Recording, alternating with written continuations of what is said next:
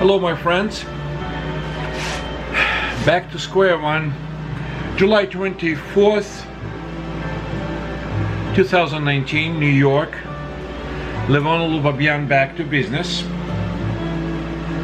on my program, which dedicated to Armenians with the hope that I would be able to attract enough attention to create some kind of serious organization, serious platform for further research and understanding what can be done to improve life in Armenia, how to economically help Armenia in a very practical ways.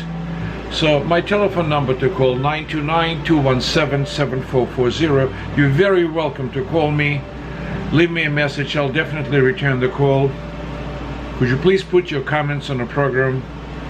It's hard to talk like that when there is nobody else on the phone with you, for example, or you have an opponent or whatever. So let's talk about a great man by the name Tiridates I of Armenia, Tiridates in Armenia. He was a great, absolutely phenomenal king in Armenia. Beginning in 53 AD and the founder of Arshakid dynasty of Armenia. The dates of his birth and death are unknown, unfortunately. His early reign was marked by a brief interruption toward the end of the year 54 and much longer one from 58 to 63 AD. In an agreement to resolve Roman-Persian conflict in and over Armenia, Tiridates, one of the brothers of Vologases I of Persia, was crowned king of Armenia by Roman Emperor, guess who? Nero! In 66 AD, in the future, the king of Armenia was to be a Persian prince. See how interrelated things are? Rome, Armenia, Persia, prince, king.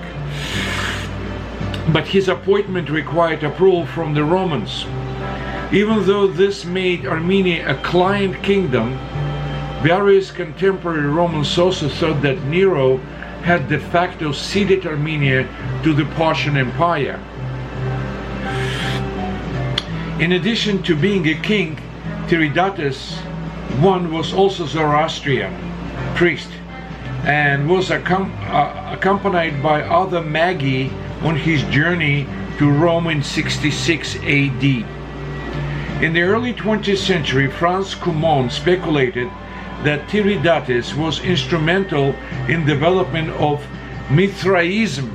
Check this out, Mithraism, which became the main religion of the Roman military and spread across the whole empire. I never knew about it. I doubt anybody else knew about it. That's funny. Furthermore, during his reign, he started reforming the administrative structure of Armenia, a reform which was continued by his successors and which brought many Iranian customs and offices into it. Tiridates I is one of the principal characters in a couple of prominent operas made in Western Europe. Ascension. Tiridates I, one of the sons. Tiridates I was one of the sons born to Vonones II, king of Media Atropatene, prominent Atropatene, and later king of Persia by a Greek concubine. Virtually nothing is known about Tiridates' youth, which he spent in Media Atropatene. Tiridates means given by Tyr. Tyr was the Armeno-Persian god of literature. See, he was very educated. He was a very literate man. Science, art based on the Avestan, Tishtreya, and fused with the Greek Apollo. Just the whole thing together. In 51 AD, the Roman procurator of Cappadocia, Julius Palignus, invaded Armenia and ravaged the country. Ay, ay, ay. What did you do, Mr. Julius Palignus? Then under an Iberian usurper, Radamistus had killed his uncle Mithridates, no name, the legitimate king of Armenia, by luring the Roman garrison that was protecting him outside of the fortress of Gornia. Acting without instruction, Palignus recognized Radamistus as a new king of Armenia. Syrian governor, look at these names, Umidius Quadratus, sent Helvidius Pristus with the legion to repair those outrages, but he was recalled so as not to provoke a war with Persia. In 52 AD, King Vologases I of Persia took the opportunity to invade Armenia. Thank you very much. Thank you so much. Conquering Artashat in Armenia. Artashat was conquered. And proclaiming his younger brother Tiridates I as a king. Alright? So here you go. Tiridates I was a brother of Persian prince. This action violated the treaty and had been signed by the Roman Emperor Augustus and Persian King Phraates IV, which gave the Romans the explicit right to appoint and crown the kings of Armenia. Vologases I considered the throne of Armenia to have been once the property of his ancestors, now usurped by a foreign monarch in virtue of a crime. All right. A winter epidemic as well as insurrection initiated by his son Vardanes, you see, Vardanes forced him to withdraw his troops from Armenia, allowing Radamistus to come back and punish local as traitors. Again, we're being punished. They eventually revolted and replaced him with the prince Tiridates I in early 55.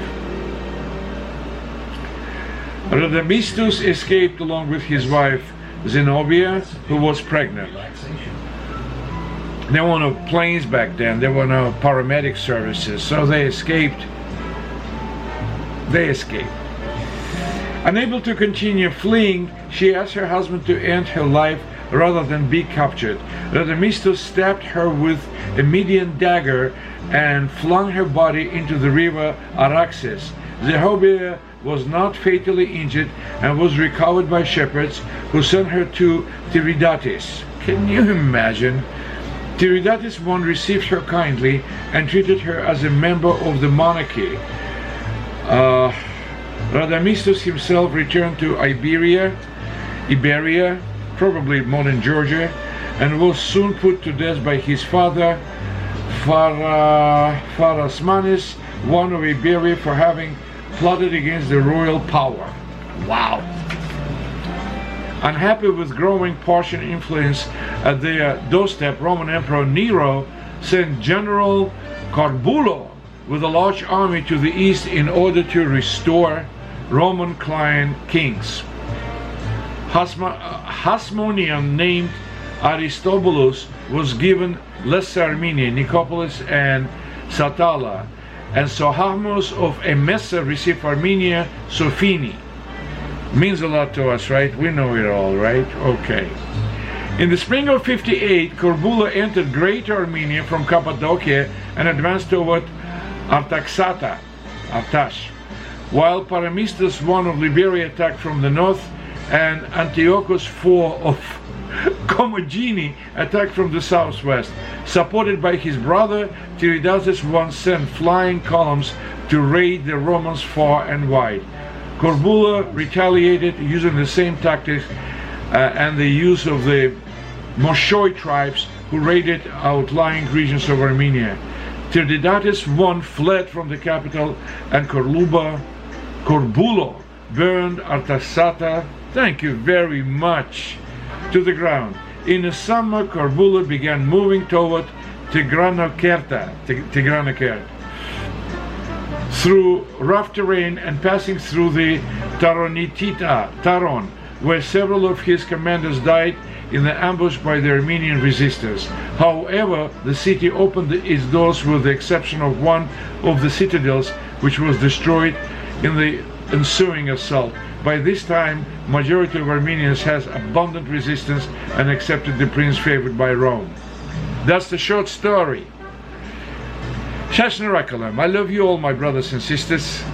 Your comments, your good words. We need to talk.